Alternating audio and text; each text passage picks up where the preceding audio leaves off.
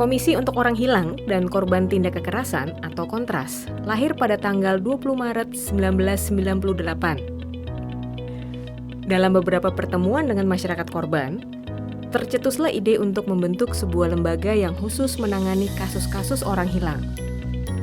Sebagai respon praktek kekerasan yang terus terjadi dan menelan banyak korban, pada saat itu, Ibu Tuti Koto, ibunda dari korban penghilangan paksa Yani Afri, mengusulkan dibentuknya badan khusus yang merespon bentuk-bentuk pelanggaran HAM, khususnya penculikan dan penghilangan paksa di Indonesia.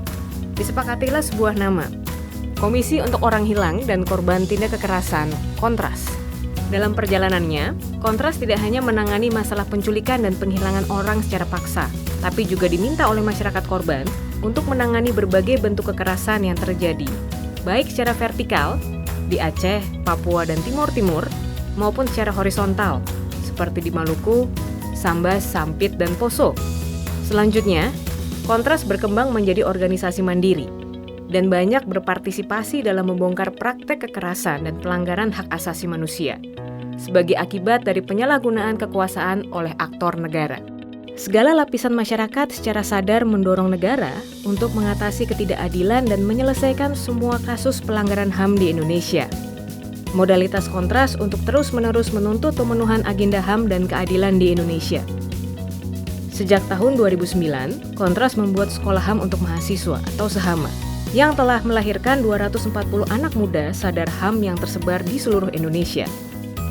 Kontras telah memiliki lebih dari 5.000 jaringan, media, dan mitra kerja yang tersebar di seluruh Indonesia. Laman daring Kontras telah dikunjungi lebih dari 700.000 pengunjung baru per 3 tahun. Twitter Kontras diikuti 75.000 akun dan Facebooknya disukai 24.000 akun organik. Dalam 3 tahun terakhir, Kontras menerima 200 lebih laporan kasus pelanggaran HAM. Secara aktif dan konsisten, Kontras mendorong segala aktivitas pemulihan korban kasus pelanggaran HAM. Kontras terlibat membongkar 40 lebih kejahatan yang melibatkan negara, termasuk yang didapat dari mekanisme keterbukaan informasi publik. Kontras memiliki arsip non-digital terkait persoalan HAM.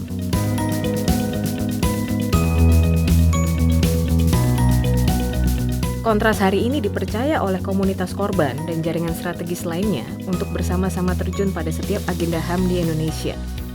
Kontras juga menjadi rujukan dan tempat mengadu publik atas praktek-praktek ketidakadilan di Indonesia.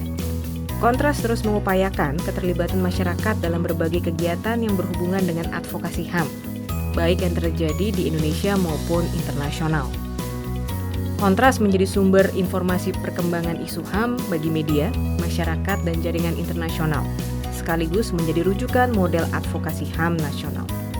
Kontras mampu menghimpun keterlibatan korban dan keluarga korban, serta masyarakat rentan untuk bersama-sama menuntut negara menghormati prinsip HAM dalam berbagai aktivitasnya.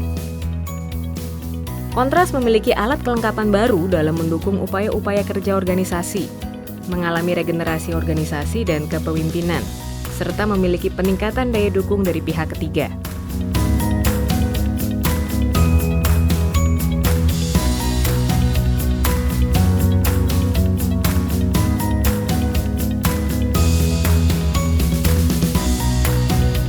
Keterlibatan Kontras pada agenda keadilan lewat upaya advokasi litigasi dan non-litigasi untuk mendorong pemenuhan HAM pada korban pelanggaran HAM dan masyarakat umum.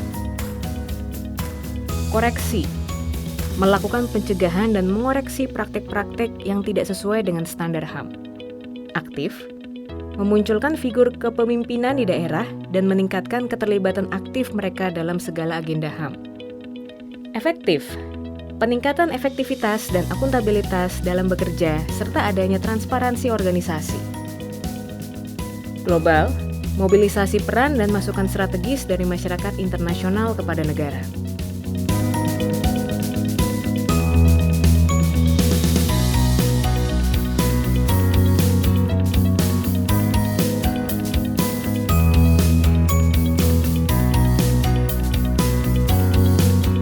Hasil yang diharapkan dari kerja-kerja Kontras adalah negara memulihkan hak para korban dan menyelesaikan kasus pelanggaran HAM masa lalu.